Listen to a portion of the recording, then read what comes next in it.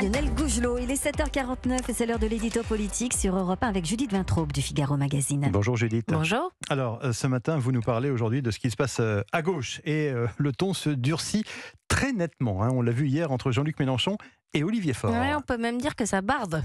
On connaissait les deux gauches irréconciliables de Manuel Valls, la gauche laïque et républicaine et la gauche communautariste, tendance islamo-gauchiste. C'est la deuxième qui a gagné grâce à la NUPES imaginée par Jean-Luc Mélenchon. Mais rien ne va plus au sein de la NUPES elle-même. Les tensions ne sont pas nouvelles. Même Olivier Faure, le très accommodant premier secrétaire du PS, s'est désolidarisé de l'attitude du leader Massimo de la France Insoumise pendant les émeutes. Mais hier après-midi, ils se sont écharpés publiquement sur Twitter, enfin sur X. Ah bon, racontez-nous. Olivier Faure a voulu faire le malin. Il a vu que Nicolas Sarkozy adoubait Gérald Darmanin pour la présidentielle dans son livre.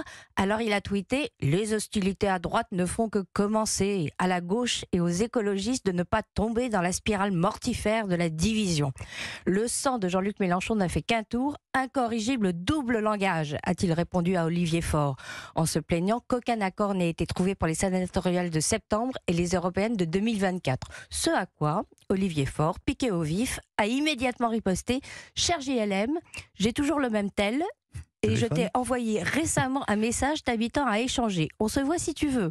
On peut ne pas partager les mêmes analyses sans avoir besoin de s'invectiver sur Twitter pour le plus grand plaisir de la droite et le désespoir de la gauche. » Donc, ils se sont parlé en privé alors? Mais pas du tout, ça a continué sur X. Jean-Luc Mélenchon s'est défendu d'invectiver le premier secrétaire du PS en accusant les socialistes d'avoir expulsé la France Insoumise des listes sénatoriales et d'avoir l'intention d'en faire autant aux européennes et aux municipales. Et Mélenchon conclut: si tu veux revenir sur ces choix sectaires, adresse-toi aux responsables de l'AFI. Bompard, Panot, Aubry. Moi, je donne mon avis, c'est tout. C'est un peu méprisant, non? Oui, ça veut dire ce n'est pas de mon niveau de discuter élection avec toi. Comme si en plus Jean-Luc Mélenchon ne décidait pas absolument de tout à la France Insoumise, des accords électoraux à la couleur des rideaux, en passant bien sûr par l'attribution des postes clés au sein de l'appareil. Mais ce n'était pas encore assez humiliant.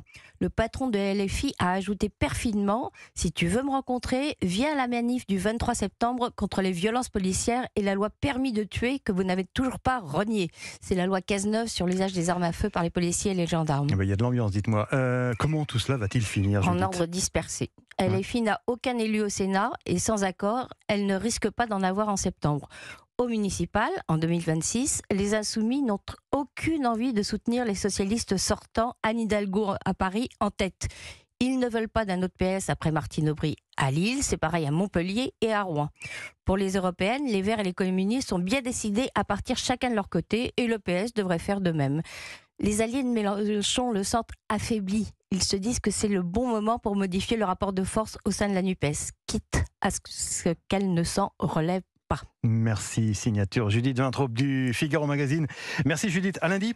L'édito politique chaque matin, 7h50 sur Europe 1.